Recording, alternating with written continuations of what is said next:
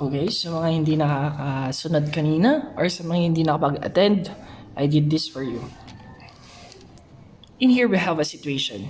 Mr. Pamo uses four-letter of his surname P, A, M, and O in different order to assign computer login passwords to his 20 students. Each letter appears only once in a word. List all possible four-letter passwords. So, ano yung mga posibleng maging password? So, sa pag-proceed natin, masasagot natin tong mga tanong na ito. Are there enough passwords for Mr. Pama's 20 students? Next question. How many different passwords can Mr. Pama create? And third, how to find the number of passwords possible if there are 5 letters. So, let's proceed. So, we can find the number of possible passwords through listing methods. At ito yung mga password na yon. So, we have in total of 24. Aside from listing method, meron po tayong tree diagram method. Sa una, may 4 na pagpipilian. Sa pangalawa, may 3 letter na natitira. Yun ang pagpipilian natin. Sa pangatlo, may tig-2 letter na lang. At sa panghuli, 1 letter ang pagpipilian. Kaya nakuha natin ang mga passwords na ito. And if bibilangin natin, 1, 2, 3, 4, 5, 6, 7, 8, 9, 10, 11, 12, 13, 14, 15, 16, 17, 18, 19, 20, 21, 22, 23, 24. So we have 24 in all. We also have another method, fundamental counting principle. Ang fundamental counting principle is also called counting rule. Or it is defined a way to figure out the number of outcomes in a probability problem. Basically, you multiply the events together to get the total number of outcomes. Para mas maintindihan pa natin, basahin pa natin isa. The fundamental counting principle or the FCP states that if there are m ways to do one thing and n ways to do another thing, then there are m times n ways to do both things. So sa example natin kanina, since may 4 letters tayo, we will use m times n times o times p, wherein m will be the first position, n will be the second position, o is the third position, p is the fourth position. So example natin kanina, meron tayong 4 na pagpipilian sa first position, the p, a, m, at saka o. Sa second position naman may 3 kasi maglalagay na tayo ng isa, kaya 3 na lang yung matitira. Sa third position naman meron na lang 2 dahil nilagay na naman natin isa sa second position. And sa last position or the fourth position, ang matitira na lang is isa. So 4 times 3 times 2 times 1 is now equal to 24 ways, which is parehas ng nakuha sa listing method at saka sa tree diagram. 24 ways. Ang definition ng permutation is an arrangement of things in a definite order. So mathematicians use an exclamation point. Yung exclamation point natin na ginagamit to indicate the product by product of 4 times 3 times 2 times 1 by writing 4 factorial. Or yung 4 tapos exclamation point. The exclamation point is the factorial symbol. And 4 factorial, or this symbol is read as 4 factorial. Let's define factorial. Factorial in mathematics is the product of all positive integers less than or equal to a given positive integer and denoted by that integer and an exclamation point. So, any n number factorial. Ganun po siya. In general, if n is a positive integer, then n factorial is denoted by n factorial, n and an exclamation point, and it's the product of all integers less than or equal to n. So we can derive the n factorial using this equation. N times n minus 1 times n minus 2 times and so on hanggang makuha natin yung 2 times 1. And for a special case, we define 0 factorial as or equal to 1. So if we try to compute for 7 factorial, 8 factorial all over 6 factorial, then 4 factorial and 5 factorial sa 4, 10 factorial all over 8 factorial times 3 factorial. Ito yung mga possible solution. So for number 1, simply gamitin natin yung factorial. 7 times 6 times 5 times 4 times 3 times 2 times 1, which is equal to 5,040. For number 2, we have 8 factorial all over 6 factorial. So we have 8 times 7 times 6 times 5 times 4 times 3 times 2 times 1.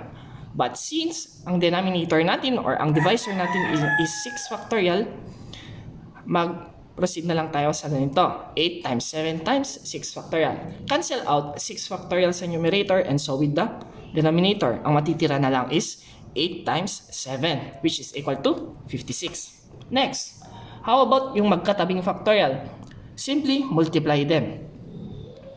4 times 3 times 2 times 1, i-multiply mo din sa 5 times 4 times 3 times 2 times 1, which is equal to 200 or 2,880. Number 4, 10 factorial all over 8 factorial and 3 factorial. So since may 8 factorial sa divisor as a denominator natin, we can just use 10 times 9 times 8 factorial. And yung 3 na lang ang, or the 3 factorial na lang ang i-expand natin. 3 times 2 times 1. So cancel out 8 factorial sa numerator and so with the denominator. Ang matitira na lang is 10 times 9 all over 3 times 2 times 1. And 10 times 9 is 90 and 3 times 2 times 1 is 6. So 90 divided by 6 is equal to 50. That is how we solve these problems.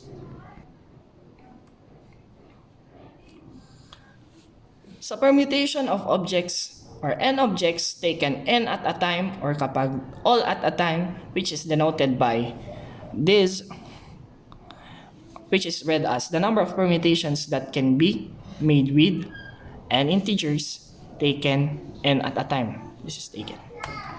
Next, permutation of n objects taken r at a time, which is denoted by this. It is read the number of permutation that can be made with n integers taken r at a time. Para mas maintindihan, let's use the formulas. Kapag taken n at a time, n factorial lang ang gagamitin. It means kapag gagamitin lahat. Kapag taken r at a time or iilan lang yung gagamitin mula dun sa buo, ito yung mga formula natin. Meron siyang dalawa. Kapag repetition is allowed, ito yung formula natin. Kapag repetition is not allowed, ito naman yung formula natin. Let's use it in example. Sa taken n at a time or taken all at a time, gaya ng example natin kanina. So we have 4 factorial and it is equal to 24. How about kapag gagamit lang tayo ng dalawa and repetition is not allowed? Gagamitin natin itong formula na n factorial tapos all over n minus r factorial. So we have 12. How about kapag repetition is allowed? N raised to r. So 4 raised to 2 or 4 squared is 16. Ganun lang po siya.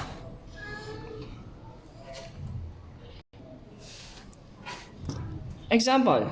A close friend invited Anna to her birthday party. Anna has new blouses, stripes, ruffles, long sleeve and sleeveless, and 3 skirts, red, pink, and black, in her closet reserved for such occasions. Assuming that any skirt can be paired with any blouse, in how many ways can Anna select her outfit? So, ang gagamitin natin dito is yung fundamental counting principle. Just multiply the number of blouses to that of number of skirts. So, 4 times 3 is equal to 12. So, Anna can select or Anna have 12 ways to select her outfit. So, ito yung mga list ng pwede niyang outfit. Next, another example. Mr. Gorospe chose 3 students from grade 10 class named Charles, Ren, and Irene to facilitate the Zumba dance workout, which will be held at the gym of Aparis National High School. In how many ways can Mr. Gorospe arrange the 3 students? So our solutions is 3 factorial, since we are going to arrange 3, or we will involve those 3 students. So we will use n objects taken n at a time, or all at a time. Here are the possible positions na ng mga tatlong estudyante. Next example, suppose we have 6 different potted plants and we wish to arrange 4 of them in a row. In how many ways can this be done? So since we only use 4 of them from 6, we will use the n factorial over n minus r factorial, since magkakaiba yung halaman. So our answer is 360. So paano natin siya nakuha? 6 factorial is equal, or all over 6 minus 4 factorial is equal to 6 factorial all over 2 factorial, since 6 minus 4 is equal to 2. Then let's expand 6 factorial. 6 times 5 times 4 times 3 times 2 factorial. Since 2 factorial na sa denominator, pwede natin siyang i-cancel out. So matitira na lang ay 6 times 5 times 4 times 3 times 2, which is equal to 360. That is using taken r at a time without allowing repetition. Another example, Andrew went to a bank and opened a savings account that comes with ATM card. The staff who assisted him told him to set his 4-digit PIN code. There are 10 numbers he could choose from. How many possible PIN codes can Andrew make if repetition of digits is not allowed? And B, if repetition of digits is allowed. First, let's have yung hindi allowed ang repetition.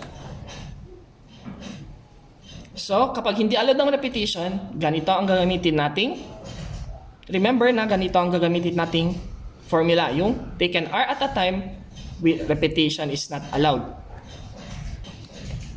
So let's substitute the value of n with 10 and r with 4. So we can get 10 factorial all over 6 factorial. And kapag i-evaluate natin siya, makukuha natin is 5,040. Okay? Next, kapag repetition is allowed naman, sa formula natin kanina, n raised to 4, or the n raised to r lang siya. So 10 raised to 4 fourth power is equal to 10,000. Simple lang, di ba?